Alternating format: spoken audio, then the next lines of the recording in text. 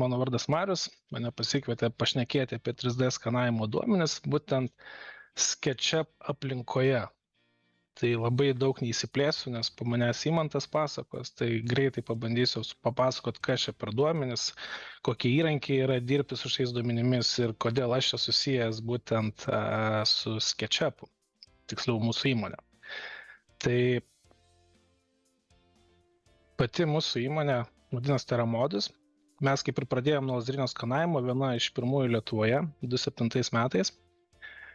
Ir pradėję skanuoti, pamatėm, kad nelabai yra programų dirbti su skanavimo duomenimis, būtent tais metais, kai pradėjome, nes mūsų veikla buvo ir skanavimas, ir modeliavimo darbai, tai mes pradėjome kurti savo Undead programinę įrangą efektyvesniam darbui, būtent su lazerinio skanavimo darbais. Tai pradėjome nuo AutoCAD, dabar pluginus turime tiek Revitui, tiek SketchUpui, tiek Ares komanderiui. Tai kadangi turime mes sprendimą pačiam SketchUpui, tai ir šiek tiek šiandien papasakosiu, ką tas sprendimas daro, kuo jisai skiriasi nuo kitų sprendimų ir ką galima padaryti su tuos 3D skanavimo duomenimis. Taip, tai pati pradžia. Kai šneku apie 3D skanavimo duomenis, tai aš labiausiai šneku apie realybės fiksavimą. Angliškas toks yra terminas reality capture. Ir jis apima viską. Idėja būtent su 3D skanavimu yra pati paprasčiausia. Mes turime objektą, esantį objektą, bet kokio dydžio. Ten gali būti pastatas, gali būti statula, kambarys, erdvė, nesvarbu. Ir mūsų tikslas jį skaitmenizuoti, tai atlikti matavimus ir jį persikelt pas save į kompiuterį. Ir tas būtent 3D skanuoti duomenis, tai yra tiksli objekto kopija, esama objekto kopija pas mus kompiuteryje. Ir kokį įrangą mes naudosim, tai visiškai nėra svarbu. Ir dauguma supranta, kai pasakoma yra 3D skanuoti duomenis, tik kad reikia brangaus skenerio. Tai atsakymas tikrai ne. Ir šiai dienai yra daug labai sprendimų gauti tuos 3D taškų masyvus, panaudojant dronus, telefonus. Netgi ir telefone neturi būti LiDAR sensoriaus, kaip iPhone yra įdėta, kad mes galėtume gauti 3D vaizdą. Mes tiesiog galim iš paprasto telefono ar fotoaparato fotogrametriškai susigeneruoti point cloud duomenis. Tai būtų mūsų skaitminė kopija esamo objekto. Toliau labai dažnai iš praktikos, bet kiek tenka šnekėti su SketchUp vartotojais, pasitaiko klausimų, kokį visgi formatą naudot. Netgi būna bandžiau A57, LASA, dar kažkas ir niekaip man nepavyksta. Tai esmė labai paprasta. Formatas praktiškai jokios įtakos neturi duomenų kokybei. Šiek tiek yra įtakos duomenų struktūrai. Tai jeigu mes naudojam stacionarius lazerinius skenerius, tai rekomenduojamas formatas E57. Jeigu mes naudojam ten fotogrametriją, dronus, tai formatas gali būti tas pats E57 arba LASas. Visi kiti formatai tik tai dėl patogumo, jokios įtakos neturi, tai jeigu tą point cloudą gauna, tai ten nereikia jo saugoti 5 formatais. Šie formatai universalūs ir visą laiką galėsite pasinaudoti jais. Taigi, kaip atrodo tas 3D taškų masyvas, 3D skanuoti duomenis? Tai jisai gali apimti tiek vidų, tiek išorę viso objekto, čia jau priklausomai, ką mes matuosime. Kai iš toli žiūrime, atrodo, kad tas objektas natūraliai panašus kaip ir į nuotrauką, kaip į fizinį objektą, bet jeigu prisartintume arčiau, pamatytume, kad jisai sudarytas iš taškelių.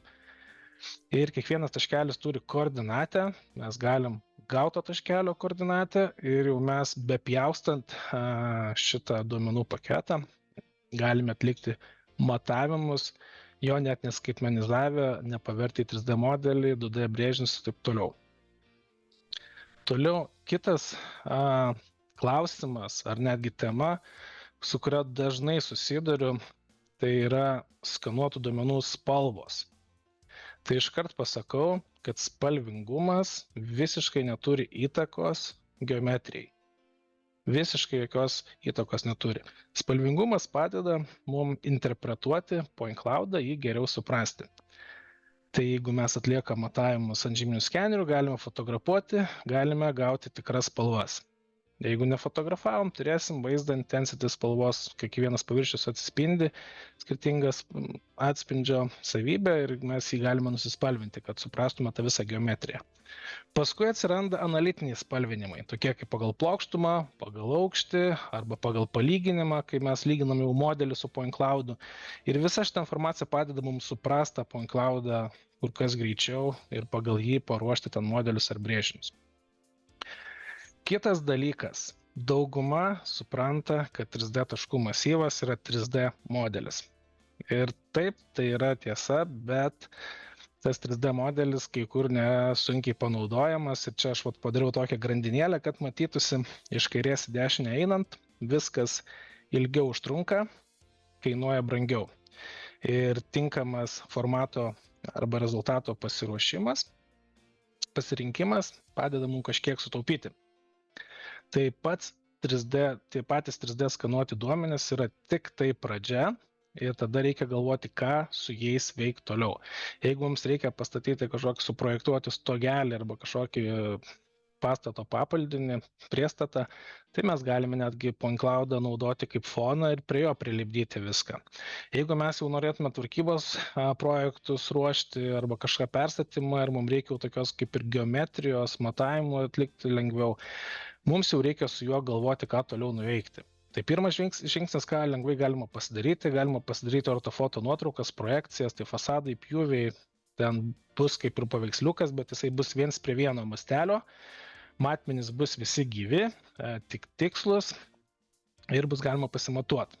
Kitas dalykas yra 3D mesh modelis, kuris gaunamas praktiškai automatiškai, bet yra daug bet, vėliau šiek tiek apie jį papasakosiu, nes irgi esmė, kiek susiduriu su SketchUp vartotojais, ir dabar ypač kai fotogrammetrija populiari, labai daug komentarų gaunu, kad man mesh modelis tinka, bet jisai turėtų būti lengvesnis, turėtų būti detalesnis, neturėtų būti tiek visokių neteisingos geometrijos, trikampių ir taip toliau. Ir va čia prasideda problema, kad tą mesh modelį sunku koreguoti.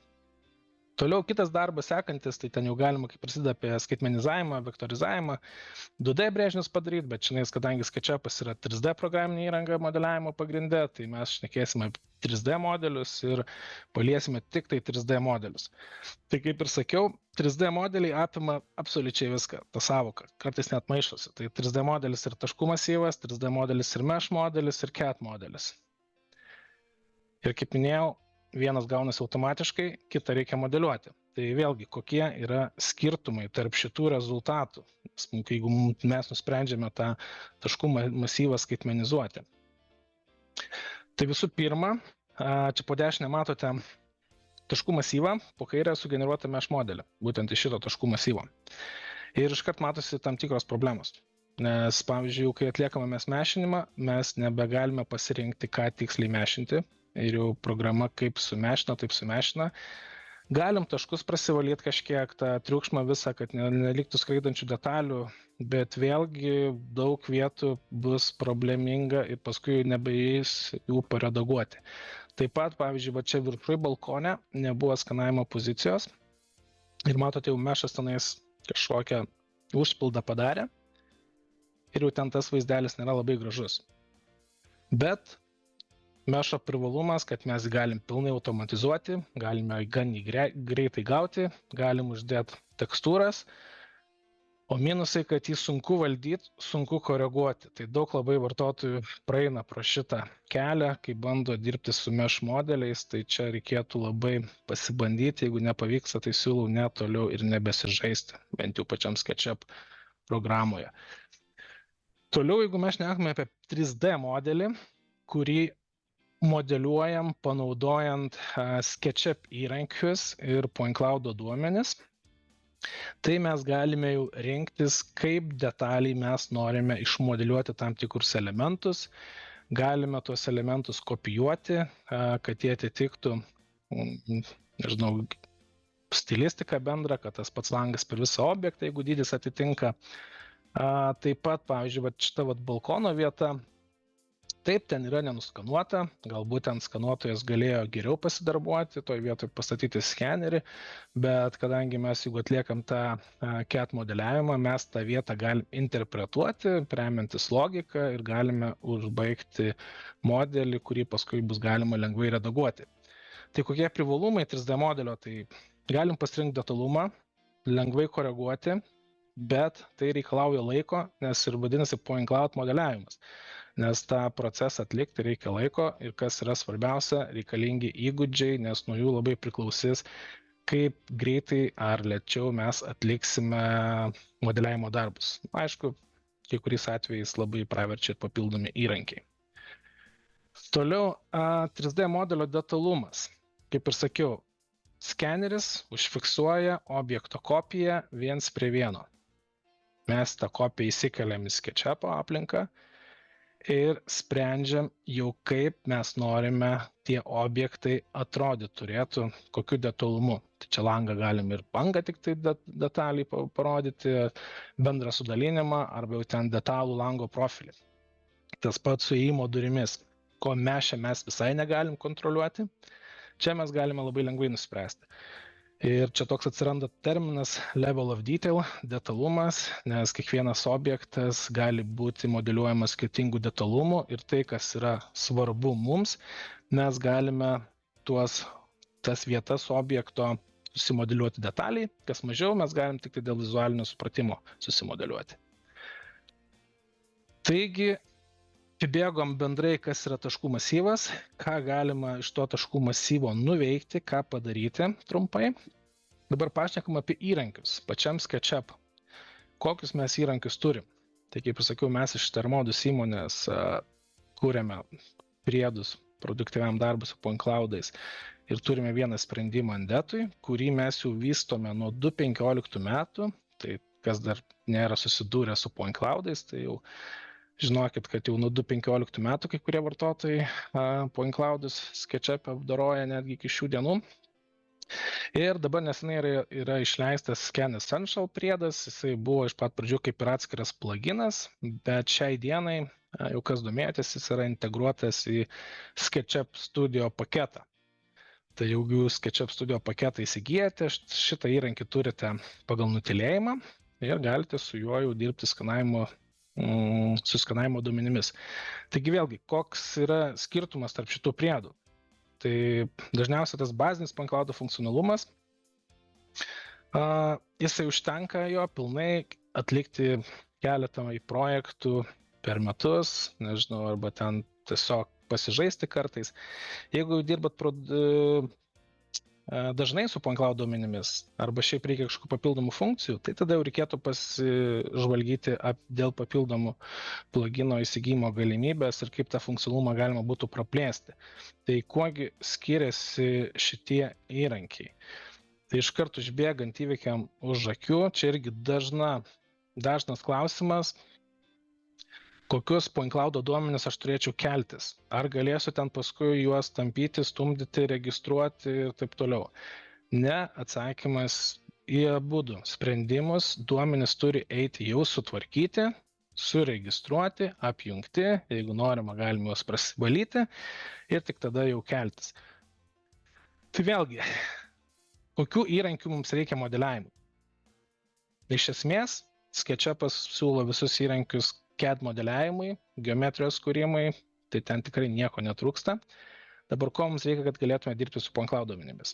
Tai visų pirmiausia, taškų valdymo, karpimo, spalvinimo įrankiai. Tai šitie įrankiai visur rasite, tiek Scan Essential, tiek Andet programinėje įrangoje, ten vienoje daugiau mažiau, gal paskui prabėgsim pro sąrašą, ką ten galima tiksliai rasti. O toliau eina jau papildomi įrankiai, kurie praplečia tas SketchUp galimybės, padeda tuos darbus atlikti gal detaliau, tiksliau ir taip toliau. Tai jeigu mes einame jau detaliau, tai dėl tų visokių kainų aš irgi įdėjau dėl tų pasirinkimų, nes, kaip sakiau, Scan Essential jau eina kaip studio pakete. Andeto priedas jisai perkasi atskirai licenciją, tai ten yra ir mėnesio licencija, metinė, trimetinė, bet čia jau priklauso nuo kiekvieno jūsų poreikio. Esmė paprasta, dabar iškart yra pirmas palyginimas point cloud formatų įkėlimas. Tai čia kaip ir Undetas daugiau siūlo, bet kaip ir minėjau, tam antram ar kelintam ten skaidrėje, kad nėra labai svarbu. Jeigu ypač dar ne kasdien dirbate, tai tas formatas, ten jūs galite pasikonvertuoti ir nesukti galvos dėl to. Didžiausias skirtumas pasijaučia kituose įrankiuose. Tai jeigu, pavyzdžiui, kalbame apie Point Cloud'o spalvinimą, tai kaip matote, tie įrankiai praktiškai būtų vienodi, ten gal kažkuris, ten, tarkim, Undetas turi spalvinimą pagal plokštumą, kuris realiai labai naudingas, bet iš esmės nėra būtinas. Toliau tie skirtumai išryškėja dar labiau, kada prasideda Point Cloud'o karpimas ir čia jau prasideda visokie dalykai, kad smulkus patobulinimai padeda tikrai dirbti efektyviau, greičiau, čia labai nesiplėsiu, bet tiesiog kartais smulkus dalykėliai labai padeda tą kelią automatizuoti to karpimo valdymo Point Cloud'o ir tą darbą atlikti greičiau. Dabar kas iš to pačių SketchUp vartotojų labai naudojama, tai yra tekstūravimo ir ortofoto kūrimo įrankiai. Tai čia jau be Undeto jų nesugeneruosite pačiam SketchUp'e, tai šitą funkciją būtų galima pasibandyti. Ir toliau kiti įrankiai, tai yra automatiniai atpažinimai plokštumos, turi automatinis plokštumų fitinimas, sutapatinimas, žemės paviršiaus iškūrimas, tai tuose pačiuose abiejuose įrankiuose yra jisai, automatinio atpažinimo gal tam Undete kur kas daugiau yra, analizės, ten Point Cloud'o peržiūros papildomi vaizdai, bet iš esmės patį projektą atlikti Point Cloud'o konvertavimą į CAD modelį galima tiek su vienu, tiek su kitu įrankiu. Ir tikrai viskas bus sėkmingai. Čia jau priklauso, kaip dažnai dirbate. Kadangi laikas gan toksai, čia trumpas, labai nesiplėsiu. Čia įdėjau skaidrę su nuoroda į video įrašą, kuris buvo padarytas 2017 metais. Jisai dar su SketchUp 2016, bet iš esmės šitame vaizdo įraše jau ten virš 70 000 peržiūrų SketchUp vartotojų pateikiamas tas bazinis modeliavimas, bazinė modeliavimo eiga, kuri labai elementariai parodo, kaip vyksta tas Point Cloud'o modeliavimas. Tai vat, kas dar nėra matę, galite šitą video pasižiūrėti. Pačioj pradžioj tikrai pravers. Ir netgi pirmoje vietoje aš pasižiūrėčiau šitą video, pasibandyčiau būtent taip dirbti, o tada jau pradėčiau dairytis į sprendimus ar programinį įrangą, kuri kažkiek gali automatizuoti šitą darbą, bet svarbiausia turėti tą bazinę žinias, bazinį supratimą, kaip vyksta tas modeliavimas. Ir taip pat apačioje nuoroda į Undead Point Cloud Software YouTube kanalą. Tai tam pačiam kanale irgi rasite nemažai informacijos, kaip modeliuoti iš Point Cloud duomenų. Toliau dabar kelis aš įrankius prasibėgsiu greitai, gal čia dar daug kas nėra dirbę, tai šitie įrankiai nieko nesakys, bet pavyzdžiui, turime pastatą, kol kas nėra ten detalių profilių padaryta. Pavyzdžiui, profiliavimo įrankis, tai matom, kur profilis yra, linija nusibrėžiam, pasižymim plokštumą, vaizdas yra automatiškai iškerpamas, atsukamas, orientuojamas, jums belieka tiesiog profilį išbraižyti pagal Point Cloud'ą taip detaliai, kaip jūs norite. Ir pasilikus tą profilį, užbaigus komandą, jau grįžtama į tą pradinį vaizdą, kur pradėjome, ir mes jau tą profilį galime detaliai išsibrėžti su press and pull komanda ar follow me. Toliau tas pats plokštumų sutapatinimas. Tai kai yra 2D vaizdas, mes galime jį greitai paversti į 3D geometriją, kai programa automatiškai 2D plokštumą sutapatina su 3D Point Cloud'u. Tai čia galima tiek horizontaliom plokštumom, tiek vertikaliom. Tai, pavyzdžiui, net jeigu mes turim aukšto planą išbraižytą kaip 2D, tai galim jį greitai prie lubų pritempti, prie grindų pritempti ir turėti tą pačią geometriją. Šitą, pavyzdžiui, įrankį dažnai naudojama yra stogų modeliavimui. Kai turim 2D lūžio linijas ir galime labai greitai tą visą geometriją paversti į 3D SketchUpinę geometriją. Toliau minėjau apie tekstūrinimo įrankį. Tai va čia dabar turim tą patį objektą, jisai išmodeliuotas tik tai iškeliant kontūrą. Ir esam dabar sukūrę tą automatinį tekstūrų dėjimą, tai pasižymim visas plokštumas, kurias norime užspalvinti. Programa automatiškai apsikarpo point cloudą, sukuria renderius ir uždeda tekstūrą. Tai dabar už tas modelis yra uždėtas su tekstūra sugeneruota iš point cloudo duomenų. Kaip matot, dabar jau įjungtas tas point cloudas ir išjungus vis tiek tas objektas išlieka šiek tiek realistiškas ir yra daug laiko sutaupoma, kai nereikia kažko labai detaliai naudoti ir jau kai tekstūra yra uždėta, galime mes į layoutą keltis, matmenį susidėti ir taip toliau. Dėl žemės kūrimo, kaip ir minėjau, abudu sprendimai, tiek Scan Social, tiek Undead, puikiai tinka žemės kūrimui, tai galima tą poligoną žemės paviršių susikurti tiek poligone, tiek viso projekto rėmuose. Ir abudu sprendimai panaikina triukšmą, mašinas, medžius iš taškų masyvo ir tas paviršius gaunamas praktiškai automatiškai. Keletas nustatymų ir tiek. Ir taip pat, jeigu turite jau grinai atfiltruotų žemės taškus, jau kai nieko nebereikia filtruoti, tai tiesiog vienas mygtukas ir žemės paviršius yra sukuriamas, jame suinterpoliuojami visi taškai ir turime gražų žemės paviršių, kur jau nebereikia nieko filtruotis, ieškoti ir taip toliau. Toliau kitos tos funkcijos iš automatinių, tai vėlgi, kaip ir sakiau, ten iš pat pradžio atrodo jos gražiai, bet visgi pradėčiau nuo bazinių žinių, kaip modeliuoti, kad ir šita funkcija yra kambario kontūrai, mes galim pasilikti vieno tik tai kambario point cloudo duomenis, lengvai išjungiant skanavimo pozicijų matomumą, susižymėti plokštumas, kurias programa atpažįsta. Ir užbaigus šios veiksmus mes gauname patalpos turį, čia irgi pusiau automatiškai, čia greita, negreita. Esmė tokia, kad automatinio atpažinimo funkcijos dažnu atveju padeda tiksliau modeliuoti, bet ne visada greičiau. Tai čia irgi viena pagrindinė tokia taisyklė, kada kokias funkcijas naudoti.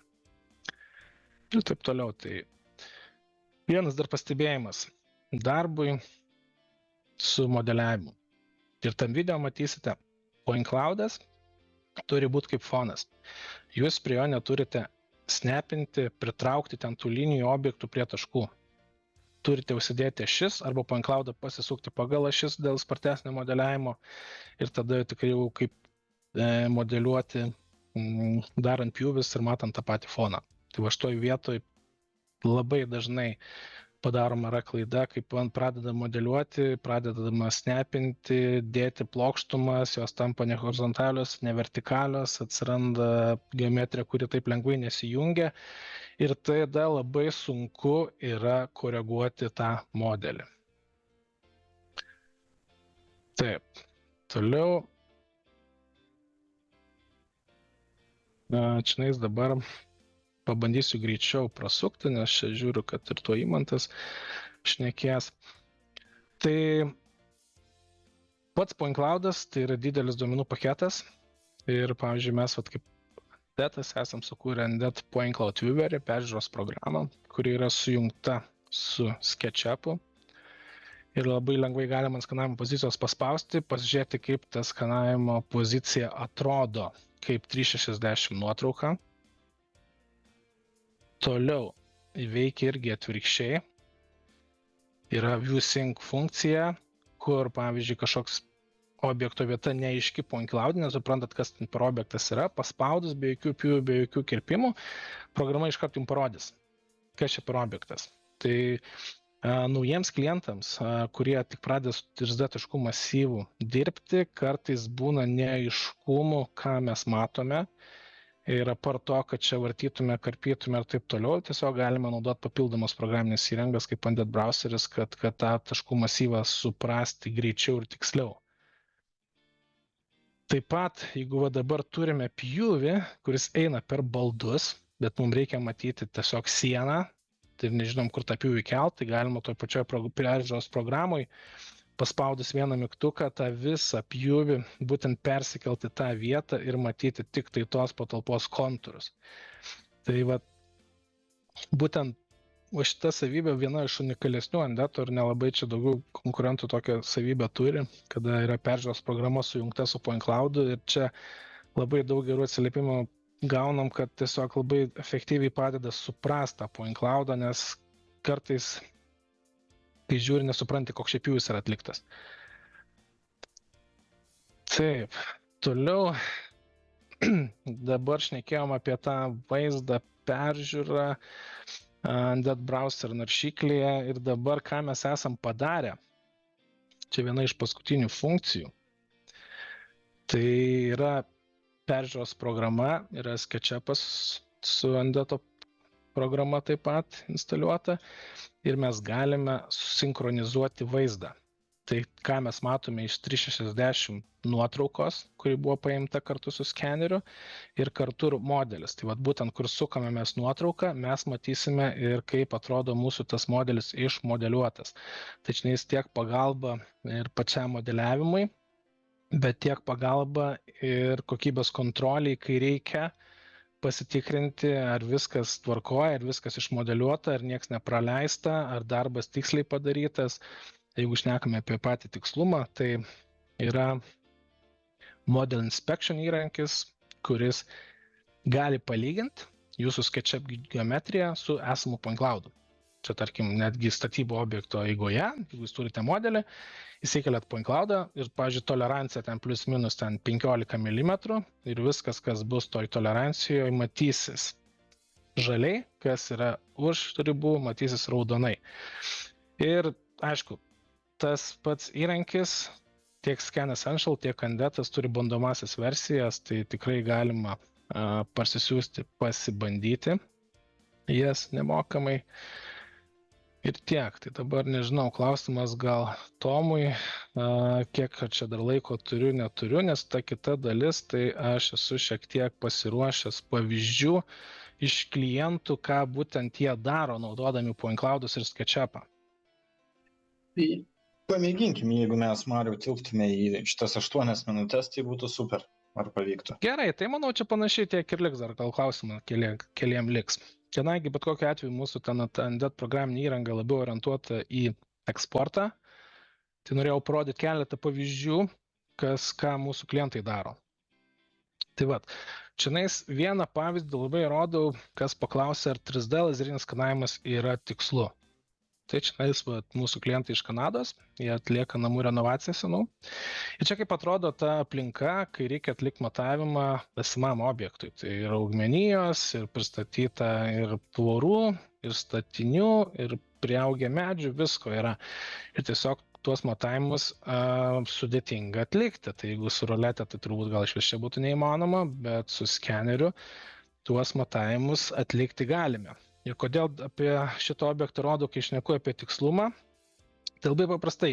Jie apvelka senus objektus naujais šarvais, skydais, tolerancija 5 mm, tai jie nusiskanuoja viską, išsimodeliuoja SketchUp'e pagrindinę geometriją, durų, langų vietas, pastato gabaritus, pasiruošia skydus ir juos montuoja jau vietoje. Tai vat, galit pagalvoti, jeigu ten padarysim kokių klaidų, ten 10 cm, net ten langą išbraižytume, kažkokį matmenį pamestume, tai ties turbūt skydai nesusijungtų arba susijungtų ir liktų tarpas tarp objekto. Taip, aš suprantu, kad yra žmonių, kurie ten sako, kad pasiėmė ruletę, aš čia galiu pamatuoti vieną atstumą ten milimetrų tikslumu, milimetro 10 tikslumu, bet pats 3D matavimas, 3D skanavimo duomenys šneka apie visą globalų tą tikslumą, apie viso objekto tikslumą. Kad jau atstumą tarp sienų, netgi tokių atstumų, kurių tiesiogiai mes negalime matyti. Tarkim, nuo vienos sienos iki kitos sienos, jeigu ten eina kažkoks balkonas, dar kažkas, mes negalėtume pamatuoti su rulete, o pavyzdžiui, su lazeriniu skeneriu galim tą pamatuoti labai lengvai. Toliau interjero dizainas, interjero landšafto dizainas, tai čia viena iš plačiausių gal auditorijų, kur projektuoja baseinus, priestatus, laisvalaikio erdves, tai čionais daug labai klientų tą turim, labai populiari ta tema tarp SketchUp vartotojų. Manau, kad ir Lietuvoje gan daug landšafto specialistų dirba, tai jau užsienį labai daug kas naudoja lazerinius skenerius arba dronus. Toliau bet koks kultūros paveldo objekto skaitmeninimas. Tai vėlgi, sakau, su skeneriu perkeliam tą kopiją, su SketchUp'u mes ją skaitmenizuojam, pasidarome 3D modelius, kuriuos paskui galim analizuoti, naudoti jau tvarkybos projekto ruošimui.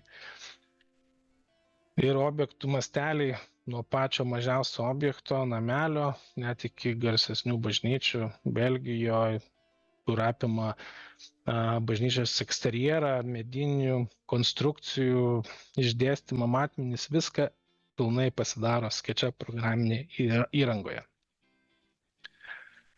Toliau akustikai, garsui, apšvietimui, tai bet kokį teatrą galima nusiskanuoti, galima labai lengvai įsimodeliuoti, susidėti medžiagiškumus, tą SketchUpas puikiai leidžia ir pasiruošti tuos modelius, kurie leis planuoti renginius, garsą, apšvietimą.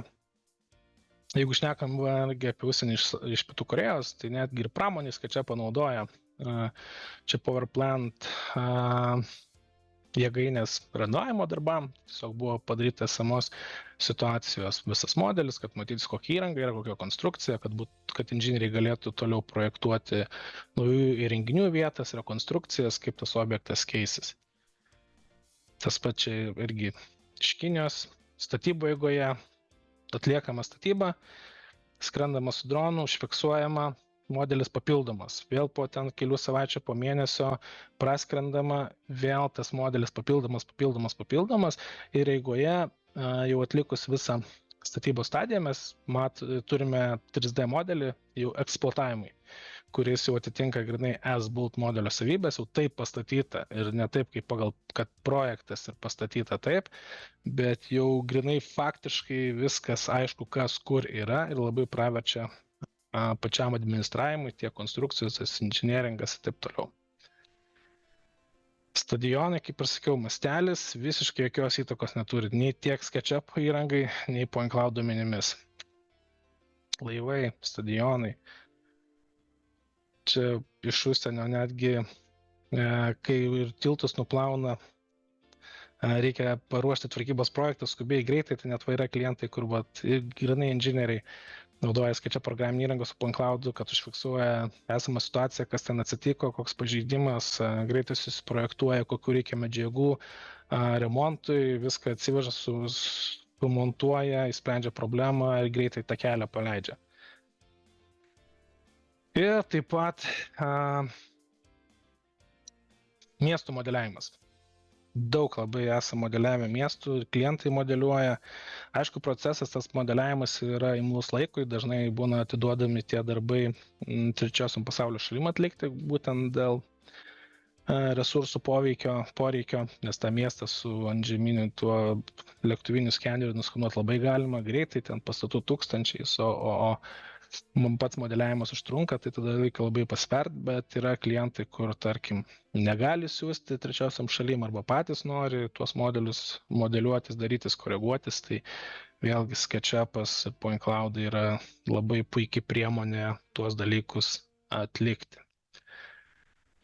Kitas pavyzdys labai paprastas. Klientas turi iPadą, nusiskanuoja, pastato įėjimą, projektuoja naujus laiptus. Viskas, paprasčiausia užduotis, ko galima greitai panaudoti point cloud duomenis, pasiruošti matmenis, susiplanuoti, kiek čia ko reikės, gabaritus, tokius 3D pateikti, kaip atrodys klientui ir pradėti produkto projekto vystymą. Tai tiek. Čia labai nesiplečiau, nes tema plati ir tikrai, jeigu šitas bus įrašas patalpintas, tai arba ten į Andeto Point Cloud YouTube kanalą, susirasti nemažai tos informacijos, kaip pradėti modeliuoti, kaip dirbti, kaip tie įrankiai veikia.